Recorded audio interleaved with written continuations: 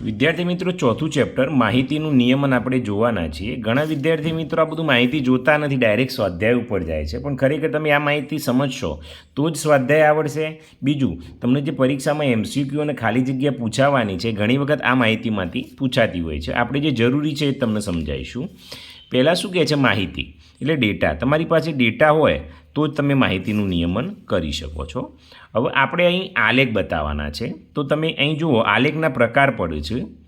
જે જરૂરી છે એ જ સમજાય છે. માહિતીનો સ્પષ્ટ ચિતાર મેળવવા તેને આલેખ સ્વરૂપે દર્શાવવામાં આવે છે. હવે આલેખના પ્રકાર જોઈએ તો એમાં પહેલો આલેખ છે વિદ્યાર્થી મિત્રો ચિત્ર આલેખ. તમે જુઓ અહીં તો ચિત્ર દોરેલું છે. આપેલી માહિતીને સંકેતનો ઉપયોગ કરીને કરવામાં આવતી ચિત્રાત્મક રજૂઆત એટલે ચિત્ર આલેખ. હવે અહીં તમે જુઓ તો આ રીતની આલેખ આપેલો છે. હવે આ એક કાર છે એટલે કેટલી કાર થઈ? 100 કાર. તો જુલાઈમાં કેટલી છે?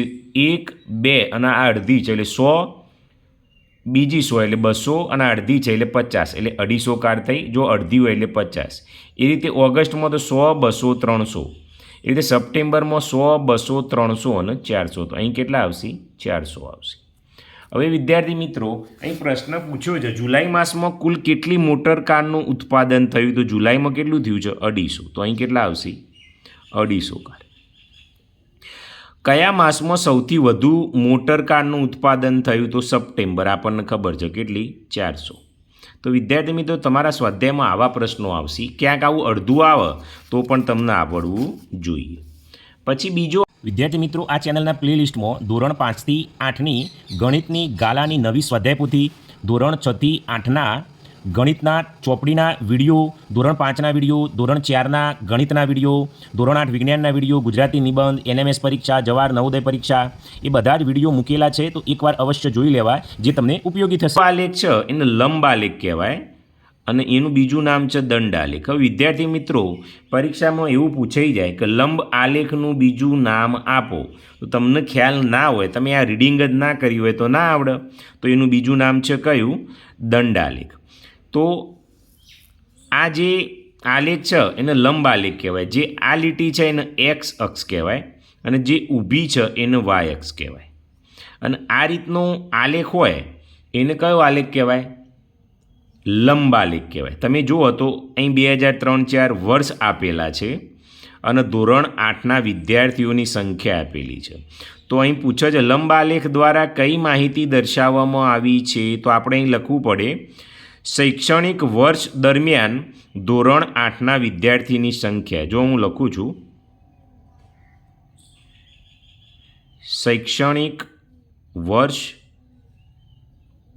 દરમિયાન ધોરણ 8ના વિદ્યાર્થીની સંખ્યા. ઓકે, ચલો. કયા વર્ષમાં વિદ્યાર્થીઓની સંખ્યામાં વધારો સૌથી મહત્તમ છે? તો વિદ્યાર્થી મિત્રો મહત્તમ પૂછ્યું છે અને વધારો પૂછ્યો છે. અહીં બરાબર ધ્યાનથી જુઓ. કયા વર્ષમાં? તો જુઓ અહીં કેટલું છે? 100 છે અને અહીં 200 એટલે 100નો વધારો છે.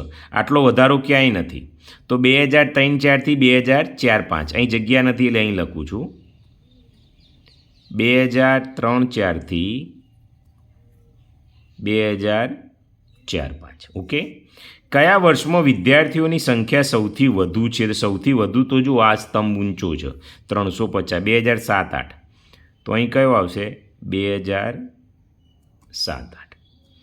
નીચેનું વિધાન ખરું છે કે ખોટું? 2005-6ના વિદ્યાર્થીઓની સંખ્યા વર્ષ 2003-4 કરતાં બમણી છે. હવે 2003-4માં કેટલી છે? તો 100 છે. યાર એ 100 છે અને 5-6માં કેટલી છે? તો સીધી 250 છે.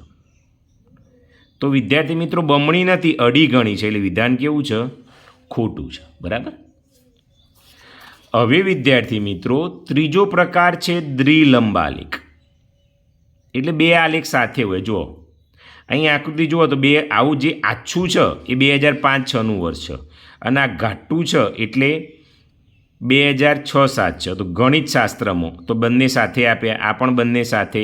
આવા બંને સાથે હોય તો એને દ્વિલંબ આલેખ કહેવાય. તો અહીં પ્રશ્નો પૂછ્યા છે. જુઓ, દ્વિલંબ આલેખ દ્વારા કઈ માહિતી દર્શાવવામાં આવી છે?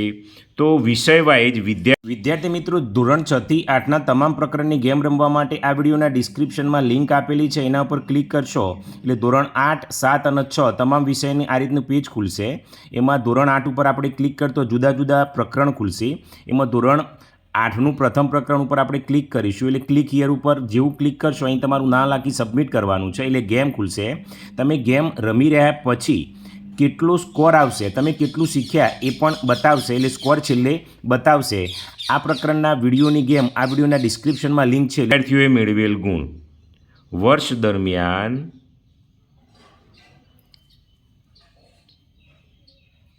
વિદ્યાર્થીઓએ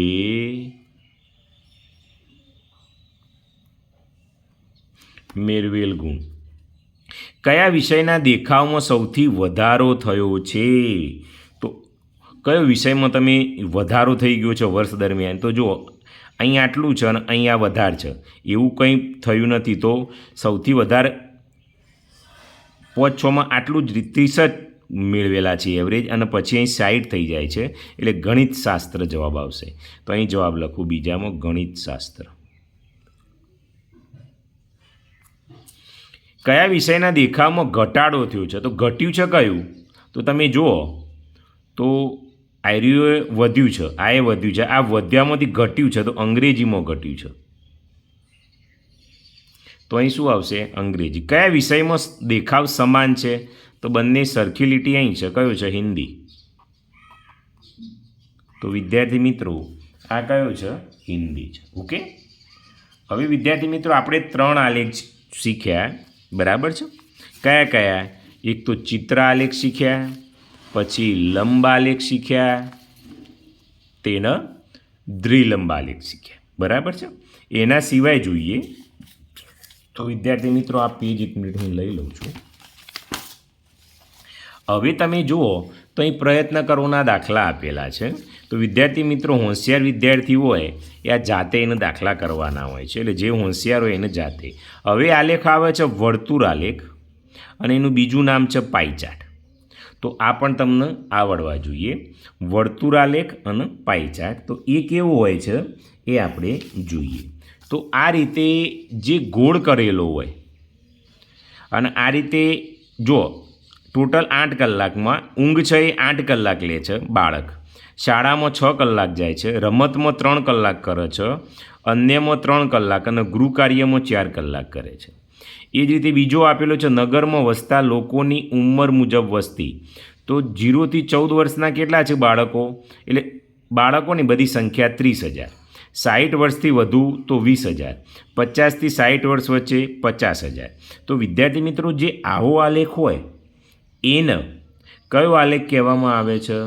તો વર્તુળ આલેખ એ કહેવાય, પાઈ ચાર્ટ પણ કહેવાય. એ તમને ખ્યાલ હોવો જોઈએ. પછી અહીં પ્રયત્ન કરોના દાખલા આપેલા છે, એ તમારે જાતે ગણવાના છે. આપણે સ્વાધ્યાયમાં તમને બધા જ સરસ રીતે ગણાવીશ. પછી એ પાઈ ચાર્ટ તમને દોરવાનો પણ પૂછાશે વિદ્યાર્થી મિત્રો, કે કઈ રીતે દોરવો એ પણ છે. તો એ પણ તમને હું સ્વાધ્યાયમાં શીખવીશ, બરાબર છે? આટલું જરૂરી હતું સમજવું એટલે મેં તમને સમજાવ્યું છે.